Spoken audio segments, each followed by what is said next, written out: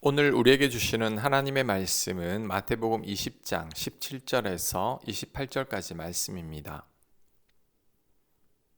17절 예수께서 예루살렘으로 올라가려 하실 때에 12제자를 따로 데리시고 길에서 이르시되 보라 우리가 예루살렘으로 올라가노니 인자가 대제사장들과 서기관들에게 넘겨짐에 그들이 죽이기로 결의하고 이방인들에게 넘겨주어 그를 조롱하며 채찍질하며 십자가에 못 박게 할 것이나 제3일에 살아나리라. 그때에 세베대의 아들의 어머니가 그 아들들을 데리고 예수께 와서 절하며 무엇을 구하니 예수께서 이르시되 무엇을 원하느냐 이르되 나의 이 두 아들을 주의 나라에서 하나는 주의 우편에 하나는 주의 좌편에 앉게 명하소서. 예수께서 대답하여 이르시되 너희는 너희가 구하는 것을 알지 못하는도다. 내가 마시려는 잔을 너희가 마실 수 있느냐? 그들이 말하되 할 수 있나이다. 이르시되 너희가 과연 내 잔을 마시려니와 내 좌우편에 앉는 것은 내가 주는 것이 아니라 내 아버지께서 누구를 위하여 예비하셨든지 그들이 얻을 것이니라. 열제자가 듣고 그 두 형제에 대하여 분이 여기거늘. 아멘. 예수님께서 예루살렘으로 올라가시는 길은 영광의 길이 아니라 죽음을 향한 결연한 걸음이었습니다. 이때 예수님은 12제자를 따로 데려다가 세 번째로 순환 예고를 하셨습니다. 예수님께서 대제사장들에게 넘겨져 조롱과 채찍질을 당하고 십자가에 못 박힐 것이라는 구체적인 죽음을 예고했습니다. 하지만 이 엄숙한 순간에 야고보와 요한과 그의 어머니가 보여준 반응은 가히 충격적입니다. 그들은 주님의 죽음 예고 앞에서 주의 나라에서 하나는 주 우편에 하나는 좌편에 앉게 해달라며 권력의 자리를 요구했습니다. 이것은 어머니까지 동원한 청탁이죠. 이 비극적인 장면을 일상의 예로 들면 이런 겁니다. 암 선고를 받고 죽음을 앞둔 아버지가 자식들을 불러서 내가 이제 얼마 살지 못할 것 같구나 라고 힘겹게 고백하는데 그 말을 듣자마자 자식들이 하는 말은 아버지 재산은 얼마나 됩니까? 저에게는 얼마나 남겨주실 겁니까? 라고 묻는 것과 같은 거죠. 자식들의 안중에는 아버지의 고통이나 슬픔은 전혀 없습니다. 오직 아버지가 남길 유산에만 혈안이 되어 있는 거죠. 이게 바로 죽음을 앞둔 예수님께서 마주하셔야 했던 제자들의 현실적인 모습이었습니다. 제자들의 이러한 반응은 이번이 처음이 아닙니다. 예수님께서 첫 번째 순환을 예고하셨을 때 베드로는 예수님을 붙들고 항변하며 따졌습니다. 결코 그런 일이 일어나선 안 된다며 주님의 가시는 길을 가로막았습니다. 두 번째 순환을 예고했을 때에는 제자들이 단체로 다투기 시작했습니다. 예수님께서 왜 죽으셔야 하는지에 대해서 묻는 제자들은 한 명도 없었습니다. 그저 자신들이 꿈꾸던 예수님이 통치하시는 왕국과 그곳에서 한 자리 차지하는 자신들의 계획이 무너질까 봐 두려웠을 뿐입니다. 특히 예수님께서 말씀하시는 잔은 십자가의 고난과 죽음을 의미했습니다. 천국의 질서는 세상의 논리와 정반대죠.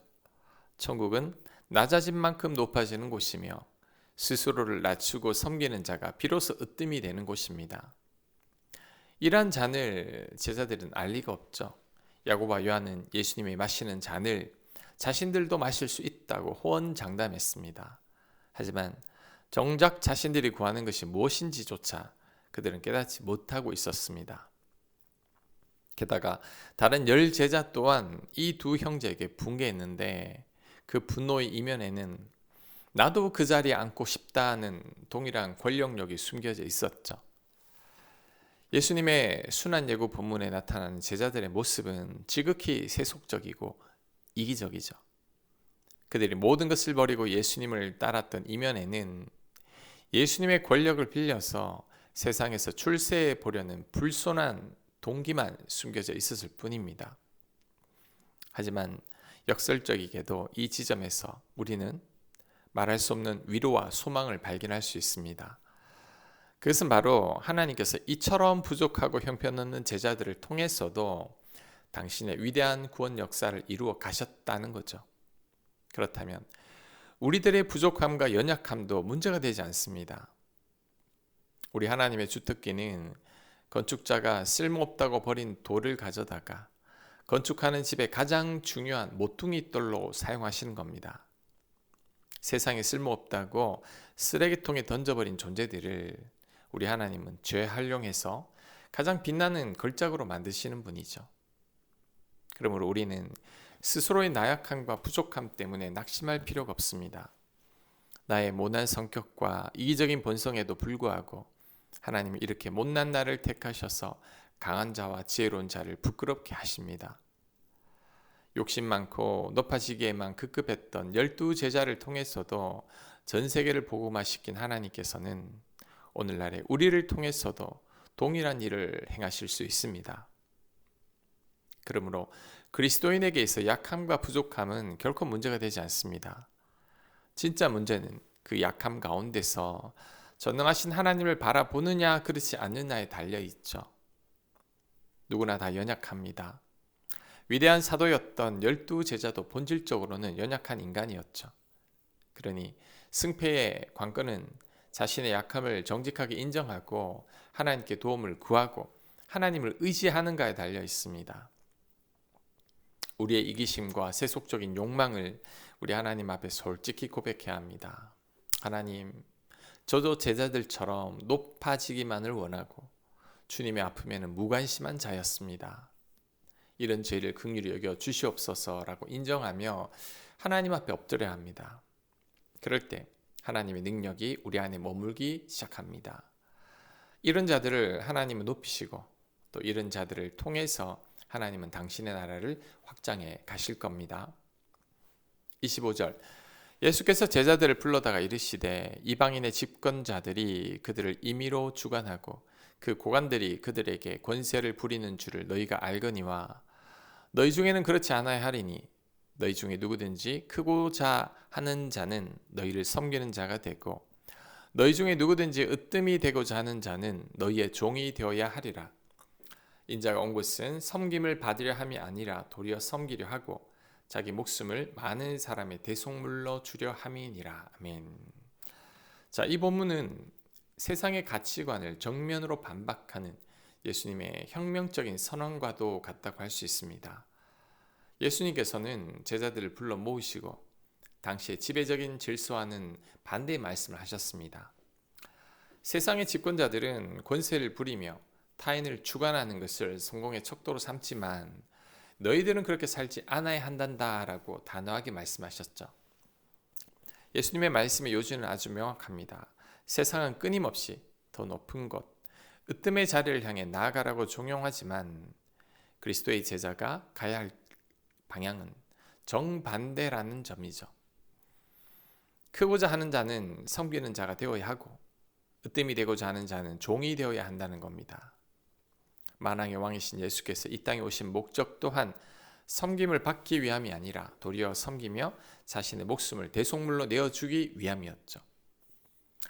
당시 예수님이 이 말씀을 직접 들었던 제자들의 마음이 어땠을까요?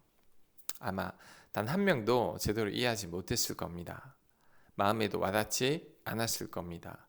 왜냐하면 그들의 내면은 오직 누가 더 높은 자리를 차지할 것인가에 대한 세속적 야망으로 가득 차 있었기 때문이죠.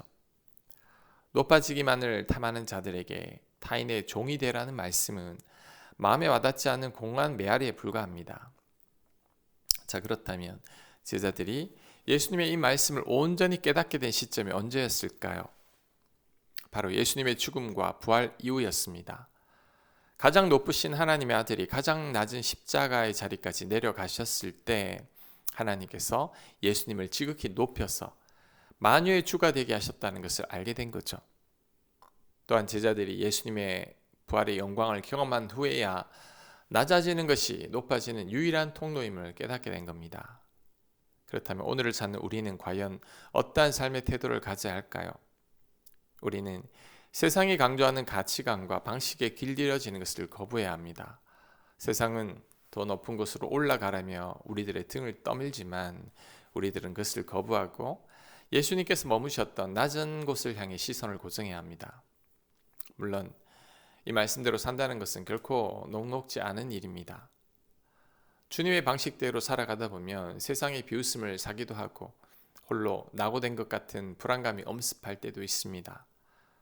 나만 바보가 된 것 같고 나만 끊임없이 손해를 보는 것 같은 현실적인 상실감에 직면하기도 하죠. 하지만 그럼에도 불구하고 우리는 예수님의 말씀대로 살아야 합니다. 그것이 그리스도인의 마땅한 삶입니다. 혹 세상이 미련하다고 평가할지라도 예수님이 걸어가신 그 십자가의 길을 묵묵히 따르는 그리스도인이 되어야 합니다. 세상의 으뜸이 되기보다 하나님께서 인정하는 자가 되어야 합니다. 손해를 감수하면서도 우직하게 섬김의 자리를 지키고 믿음의 길을 걷는 우리들이 되어야 합니다. 그럴 때 하나님께서 우리를 칭찬하실 겁니다. 하나님께서 우리를 높여 주실 것입니다. 아멘. 하나님, 제자들처럼 높아지기만을 애쓰는 자들이 되지 않게 하여 주옵소서. 예수님께서 낮아지신 것처럼 우리도 낮은 곳으로 내려갈 수 있는 저희가 되도록 하나님 인도하여 주시옵소서. 예수님 이름으로 기도합니다. 아멘.